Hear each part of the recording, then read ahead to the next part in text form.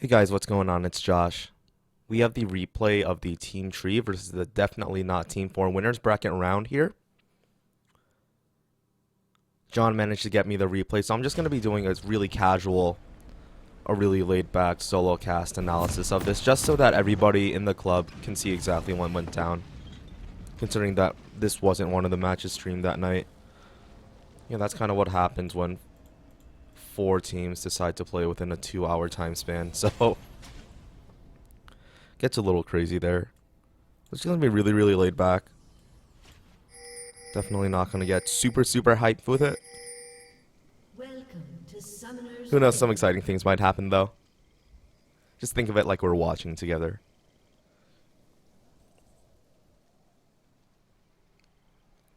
Definitely not Team 4, looking for the invade level 1. Gonna get spotted out by that ward though. One grad can be really scary, especially if they manage to proc the Braum passive on top of that.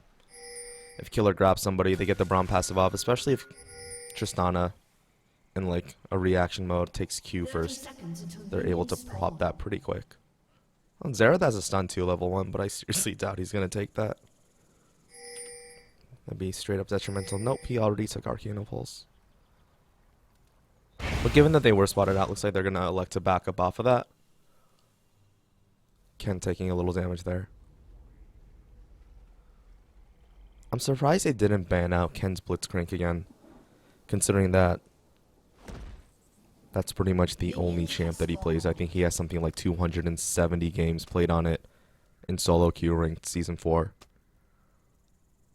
But I'm guessing that they have a plan, or they just aren't afraid of his presence. Blitzcrank really powerful in solo queue, especially with his playmaking potential. The fact that one rocket grab can turn how one lane will go, but in a team environment, his utility and his playmaking falls up a little bit when people are able to better communicate their positioning and the like. Taking a look at his item start too. Ken definitely likes to go for that sustained in lane, considering Blitzcrank is really mana hungry early on. Likes to start with that Fairy Charm and the mana pot, in addition to 5 potions, because getting up close and personal with Blitzcrank often hurts quite a bit. Taking a look at Lanny's start items though. Starting a ward star with Nami is really interesting. Generally on Nami, you see players opting for just a standard 3 health pot, 1 mana pot, or even 2/2, given the fact that Nami offers sustain and health through her ebb and flow. So I'm guessing that she wants to play really aggressively with that. But I figured that as a Jinx Nami lane against a Tristana Braum, you would generally want to push that advantage, especially level 2. They have a whole lot of pick potential, or kill potential, considering that if Nami lands in Aqua Prison, it's pretty much a free Flame Chompers, and vice versa. Oh! Ken, however, pulls Captain Knuckles right under the tower. Mordekaiser getting a little too frisky there. That's something Ken likes to do too. He talks a lot about how he doesn't mind giving up CS if it means that his lane opponent gets a little too comfortable, so he can just pull them under tower. And he managed to do that right there. Managed to get his attention, get him a little too cocky. Picks up a summoner at 3.5 minutes into the game. That's pretty huge. Mordekaiser electing to go Flash Ignite too over the TP, so Ken definitely going to have a lot more global presence. Then again, Blitzcrank is pretty reliant on his ultimate as a laner to wave clear.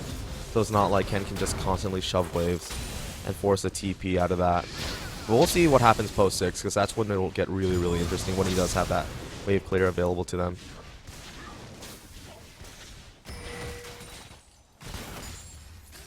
Taking a look at some of the items picked up by our jungler so far. Nunu, pretty standard. Going the Ranger's Trailblazer. Then again, Nunu's not somebody who necessarily needs it that much. Does help his clear speed a lot. But sustain is not something he's really lacking of in the jungle. He's pretty much the sustain bot. But Chopstick Hero electing to go the Stalker's Blade instead of the Ranger's Trailblazer. A little interesting, considering that Nautilus is really mana hungry early on, and his clear speed isn't the greatest.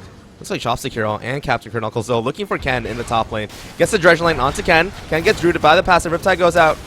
Oh my gosh, he grabbed him under tower. Chopstick Hero might go down here. He's forced to flash out. Not enough. Ken doing his best. Oh my gosh, he picked up 2 there. Red team double kill. What a blunder by Team Tree. I mean, yeah, you can lock down a Blitzcrank, but once you get him under tower, he kind of has the advantage there, considering that he can pull you under the tower range with him. And that's something Ken really likes to do. He likes to... Oh, Tapeworm, though. Gets the Pillar of Flame now and the stun. Ignite and 1 auto. Gonna finish that one off. Solo kill going to Brand in the mid lane. I mean, that top lane double kill was not expected. So was that mid lane kill. That was a whole lot of damage that happened all at once. No ultimates available for Tapeworm either. So it's not like he had an ultimate to do all that damage for him. So this is what happens when 1 stun lands. I think going hard on Ring Phobia though. Run with the shield up. Looks like Ken trying to come in for the gank in the bot lane. John does get grabbed by the rocket grab. Nami not really in a position to help him out. John getting exhausted, and the explosive charge put onto him to try and put down as much damage. Does get stunned under the tower. Does get away alive though. Hey, Chopstick Hero though, looking for something to happen. Didn't expect this game coming out probably. He does get the Dredge Line. No, doesn't get it. Looks like that was gonna hit too, but Lanny gets caught out by that. 3 people getting focused. Looks like she's gonna go down. 1 more. I think. Oh, she made it. Too good.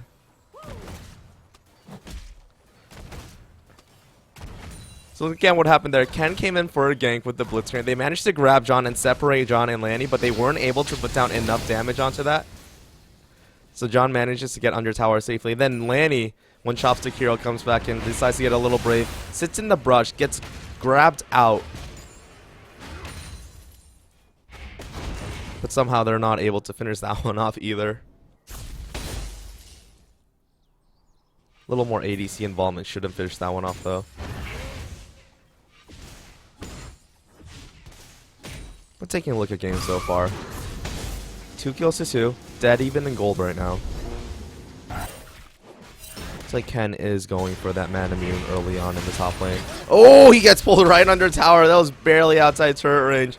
Captain Kernuckles definitely would have been in a spot of hurt if he managed to take a tower shot or 2. Ken really, really scary. You never know when that grab's going to get you.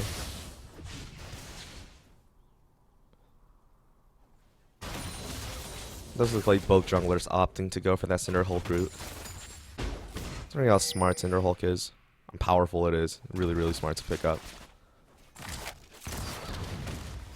Especially somebody like Nautilus who does a lot of damage when you just sit on their back line and hit E over and over again. To spam Riptides, plus you have your Titan's Wrath. Giving you a massive shield, especially in the late game to help you survive. You just do so much damage over time and an area of effect with that Balmy Cinder. Summoner has disconnected. Ganked by the internet.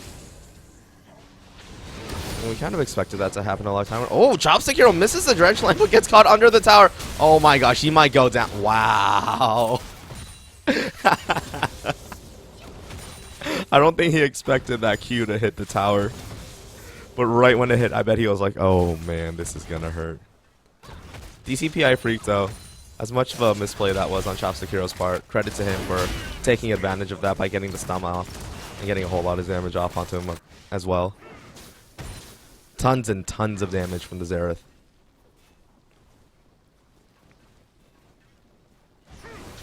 Pretty cool though in the replay. I don't have to sit around and wait for all the pauses to be finished. That's something I do appreciate out of that. Man, we should just cast VODs all the time. No DC problems. That means that Teak won't have to have those situations where he solo casts and talks about Subway for 40 minutes. That was my game, by the way. That was real funny. I eventually had to message him on Facebook saying, hey, Teak, we finished 20 minutes ago, so you can stop talking on stream now.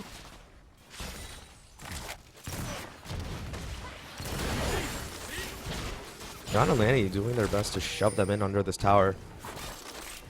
Jugas and Ring Phobia not offering a whole lot of lane presence, especially against the Jinx Nami. Really, really scary once Nami empowers Jinx's autos with her E. Those rockets start to hurt a whole lot more. As if the 110% AD didn't hurt as much. Hurt enough, rather.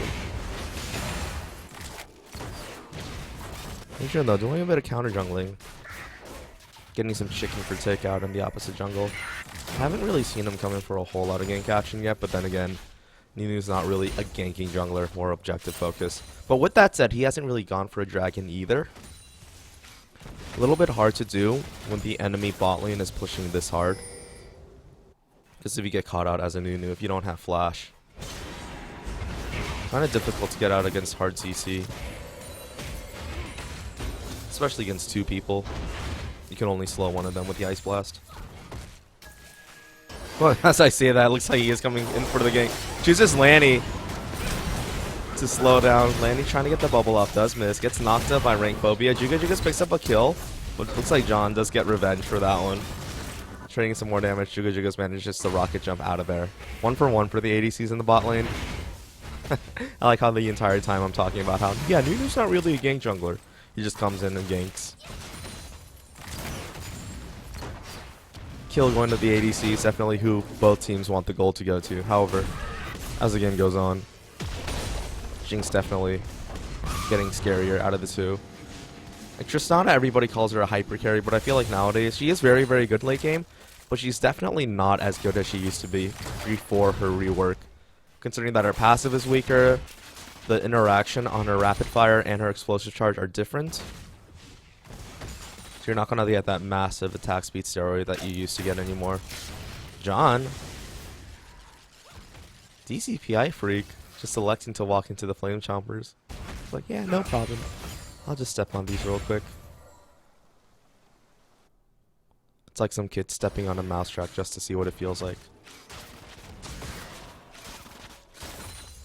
11 minutes into the game. Not a whole lot of difference between the teams in gold. It's about 200 at this point. No towers taken either. Looking at CS discrepancies, it's a pretty significant discrepancy in the mid lane. Almost a 30 CS difference between Brand and Xerath. Tapeworm doing a good job there. Can be on about 12 CS in the top lane as well on Blitzcrank, but that's something he really doesn't mind. He's more about keeping them busy versus trying to get a whole lot of kills.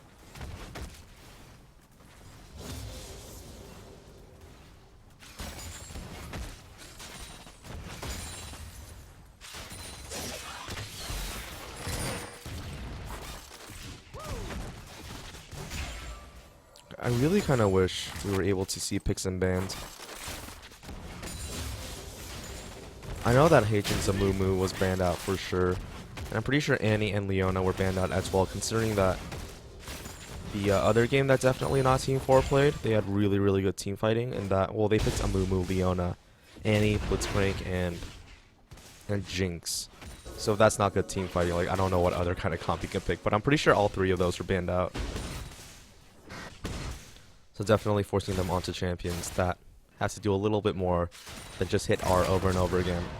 And Juga's, I know he pretty much only plays Jinx and Lucian. So seeing that the Jinx does get picked up by John probably hurt him a lot. But Chopstick Hero, looking for killer in the top lane. Captain Knuckles, igniting him, lighting him on fire.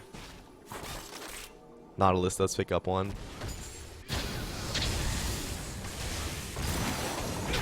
Not having that tower there might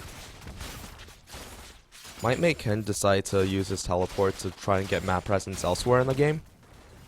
So hey, my tower's not there anymore. I have a little more time for waves at my tier 2 so I can get frisky a little bit.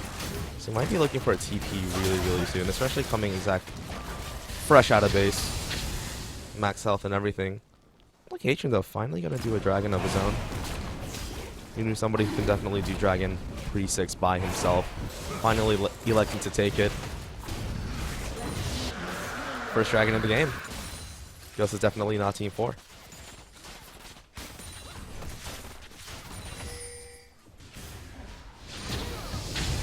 Then again, early dragons aren't the most important thing in the game either, considering that they only give 6%. A 6% bonus to your AD and AP, and when you're only starting off with Doran's items, that's like 2 extra AD and AP, so it's not like it's going to be a game changer. Every little objective definitely helps though. And it's more about getting to the 5th dragon as well, so getting an early start to that, definitely an okay thing to do. My goodness, look at the CS difference in the mid lane. Tapeworm definitely putting on a clinic on how to out CS your opponent. That's crazy. That's over 30 CS. Kendo looking for something. Is he gonna be able to get the grab off? Does get stunned. The grab range is pretty long though. Yep. Oh, pills the other one instead. Chopstick hero. Looks like they absorb a super mega death rocket from John in the bot lane. Not gonna do enough though. DCPI freak gets hit by the anchor. Tries to get rooted just for a little bit. The blast riptide should be able to finish that up. Oh, Tapeworm picks up the other one as well. John picking up a little assist goal there as they get the kill onto Xerath. So really funny. Killer came in for the gank on Blitzcrank. Gets stunned out by Brand. As soon as he comes out of stun, hits Q for the rocket grab. Expects to grab Tapeworm. Grabs Chopstick Hero instead. Who Chopstick Hero getting closer to them. Manages to get the dredge line onto DCPI Freak and root him in place just enough. For just long enough for them to pick up the double kill. So gank gone bad for team definitely. For definitely not Team 4. Team Tree able to capitalize on those series of unfortunate events for them. But it looks like Ken, TP finally coming in there. Lanny trying to disengage with the tidal wave. Little low on mana. Not a whole lot of spells she can throw out right now. But John getting focused hella hard. Juga's picking up the kill there. Hyper carry or not. Putting kills on Tristana. Definitely not a good idea. So 3-man party. Bot picks up the Jinx. Jinx definitely not excited after that. That's funny because Jinx's passive is called Get Excited, and I said she was definitely not excited after that because she died. That was a joke. Gotta keep it fresh.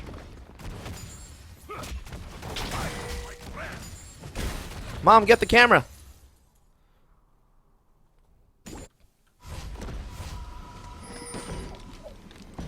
Chopstick and Captain Kernocles are pretty deep in the enemy jungle though. Looks like they want to get frisky on the Xerath. Xerath holding tower.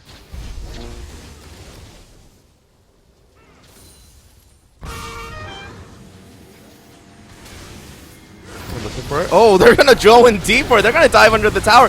Gets the dredge line down. Killer gets absolutely bursted down. John trying to take partial credit in this situation. Throws out the super mega death rocket from bot lane. Doesn't manage to connect with anybody though. But it looks like this tower gonna go pretty low. Right to the arcane. Looking for a target on Tapeworm. Manages to dodge the other two. The most important parts. Mordekaiser ulted. Oh man, that's pretty funny. Manages to pick up Xerath in that exchange. Probably not the way they expected that kill to go down. 3-kill advantage for Team Tree.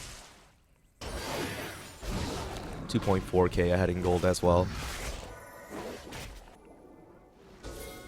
Jinx a little ahead of Tristana at this point in terms of items. Got that Berserker's Greaves, and that's just gonna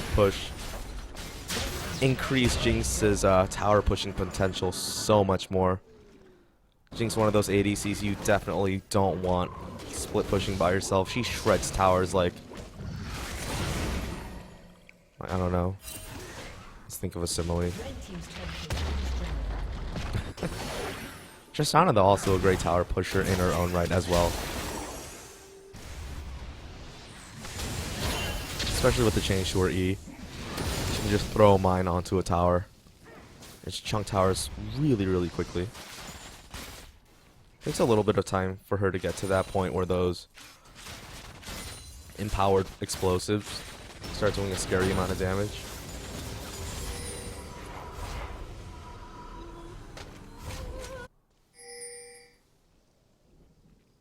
A little bit of a lull in the game.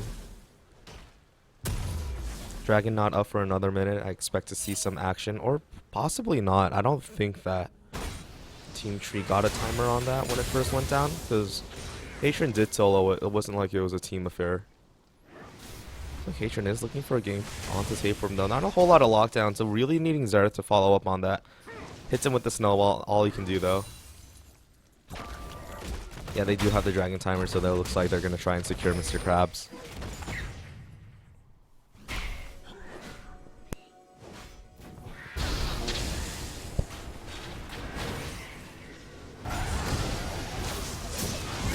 Killer getting locked out completely. I thought he was going to make it away relatively unscathed, but he's forced to flash out of there. John taking the front line over. Hatron gets caught out by the Aqua Prison, gets locked up by the Flame Chompers. as well. Mordekaiser picks up the kill secure onto that one. Rank Phobia trying to do her best to get away, taking a whole lot of damage though. Activates face on the mountain, face of the mountain on herself to ensure that she survives. So they're trying to posture for Dragon there, but Ken getting caught out pretty deep. And their jungler getting taken down as well. Really mitigates their chances of securing this, so they're not going to contest this whatsoever. DCPI Freak does have the ultimate available though. I don't think he's going to try and go for this. Oh, he does try and go for it a little too late though. I don't think he has enough damage to even take out anybody on the team with that. Oh, Chopstick Hero went deep. He doesn't have any follow-up. He does get the lockdown onto DCPI Freak, putting those 4 forms of CC to use. So DCPI Freak still manages to flash out of there. Flash is a 5-minute cooldown. Oh no, Chopstick Hero burned Flash too though, so that was just a flash for Flash. Probably more useful to get the Flash off of Xerath though, considering how he's incredibly immobile without it, as opposed to Nautilus. He can just kind of Spider-Man everywhere, CC people. They're following him. Oh, 2 out of 3 on the Flame Chompers. 66.6%. Still a D. Come back when you doctor. Asian jokes. Something getting frisky down here. Oh, Ken gets the grab onto Tamer. Tamer forced to flash out of there immediately. Gets the ultimate up. Don't clump up for a brand. Oh, that's going to hurt. Nami. Oh! Let's go surfing, baby. Lanny does what she does best, stealing kills left and right. Although that was only her first one, I anticipate her to have 20 kills by the end of it. Jinx to have 20 assists. Looks like she's going for the Morello again. Again, at AP, I know. Oh, Hatred getting caught out completely. I'm not sure. Nunu's a little too tanky. I'm not sure if they're gonna. Oh! Chopstick Hero gets the max range anchor onto him, so John picks up a kill there, gets him excited. They get the tower on top of that. That Nunu took a long time to die, though. That was pretty funny. I didn't think that Nunu was going to die, but the perfect chain of CC manages to do that. Anyway, like I was saying, AP items on Nami, okay, I feel like if you're ahead, but considering her scalings aren't that great, probably better to go something more utility-based, especially picking up a Morello like 20 minutes into the game. Not as useful. I liked it on her Karma pickup, considering that I think they had a Vlad on the other team. Or other guys with heals, so the Grievous Wounds definitely doing work to mitigate all of that healing that could be done. But against this team comp, I feel like she'd be way better off getting something like, I don't know, Mikhail's, or if you want a snowball, getting something like a Mejai's is fine. But they weren't really winning lane hard enough to really justify the purchase of that, but I guess she really likes damage. Everybody else going for more standard build though. Ken's starting to get tanky after finishing that Manamune, trying to stack it up as quickly as he can.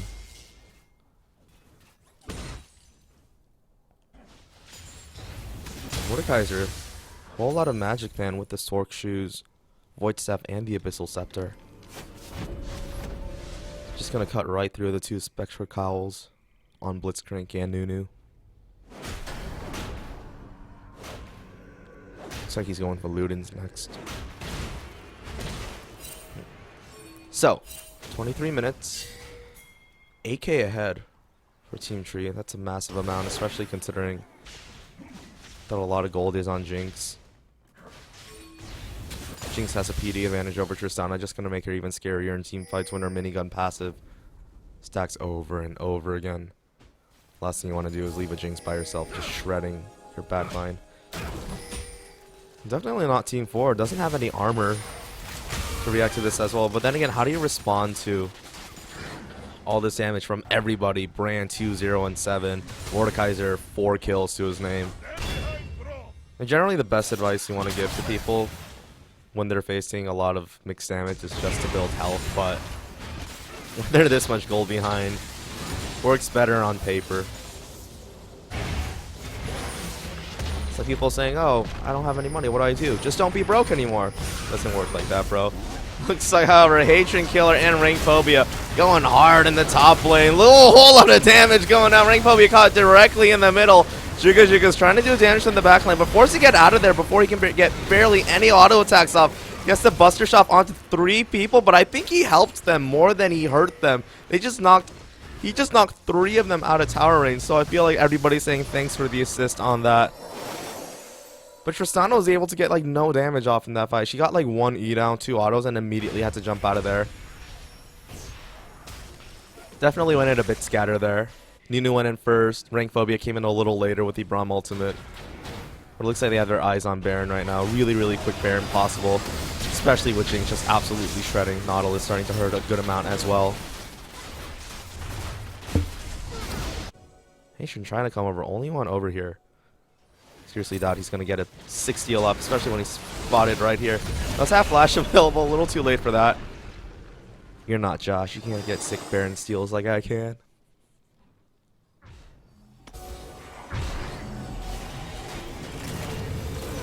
Yeah, 25 minutes. 12k gold ahead. With a Jinx that's 3-1-5. Brand that's 4-0-7. When you have that much AoE hurting that much on a team like this, it's really, really hard to come back. Definitely not Team 4. It does have really good pick potential though. So taking advantage of moments like this when they know that the enemy has taken Baron and based, really good idea right now for everybody. Considering that they have 2 side downs on the team, take the time and get all of those wards down into your own jungle and try to catch them on rotation. Right now it doesn't look like a whole lot of vision is going down, and I think that's the only thing that can really get them back into this game, considering how objective and vision focused somebody like Nunu is, and considering that it's hard to catch out a Nunu alone, considering he has the Blood Boil and the slowdown. Ring Phobia trying to protect this pink in there, forced to flash out of there, a little too overzealous regarding that. Dragon is alive, but against a team with this much team fight potential and Baron buff is really scary. Look at that, no flash available for Ring Phobia. Face of the mountain being wasted as she makes it away. I'd be seriously surprised if they go for this. Look at this. Look at the Nami zoning out the Tristana and the Braum. That's what the Morello Hamakan does. Rank Phobia. Oh man, spending way too much time, a little too far ahead. Oh, Nami gets the kill onto that. 2-1-5 on Nami. Should have just picked up the Magi. Stacks on stacks on stacks. I think they are going to rotate mid though. Try and catch these 3 tiny casters, empower them, making a bit of a push. All lanes shoving in favor of Team 3. This is really, really risky. And those wards only went down from definitely not Team 4 when the Dragon was about to go down. So at least he got some vision down. Tapeworm getting grabbed over the wall. That was a pretty good pick. Excuse me. So little picks like that here or there are going to help them claw back into the game. I still feel like, though, Team Tree has that kind of team comp that is really, really hard to beat in the late game, considering how scary. Oh, Captain Knuckles out. Gets grabbed by Killer once again. Ken doing his best to catch these people out, but it looks like they will have follow-up in time. Lanny catches him with the bubble. Chopstick Hero going in on the back line. That's Knuckles picking up 2. John flashing in Wild Turtle style, trying to pick up more kills on the back. Oh my god, look at those Jinx crits. That's way too Was John spamming laugh there? He just stood still for a little bit. Did he take that extra time to BM? Oh, if that's what the case was, that's pretty funny. Only Hatred alive. Gonna just jump right in there, pop the ultimate. Not gonna happen. Surrender. 28 minutes, 30 seconds into the game. That was pretty quick. But yeah, GG's to both. Looks like we're going to see Team Tree advance on in the tournament, though. Not exactly sure who they're playing. Keep an eye out for all of our matches that will be coming later on in the week. But yeah, this was a little something different, guys. I know that a lot of you guys were disappointed by the fact that we weren't able to stream all the matches. Then again, when you have 4 matches within 2 hours, really, really difficult to do that. But I do appreciate John getting me the replay of this. That way we can have kind of a casual viewing. Let me know what you thought of it. I was debating between getting like an actual shoutcaster to do an actual shoutcast of it, but I thought it would be an interesting approach to just like do like a little casual like view along with just one person. But yeah, thanks for watching, guys. Stay tuned for more tournament matches in the future. Catch you guys later. Goodbye.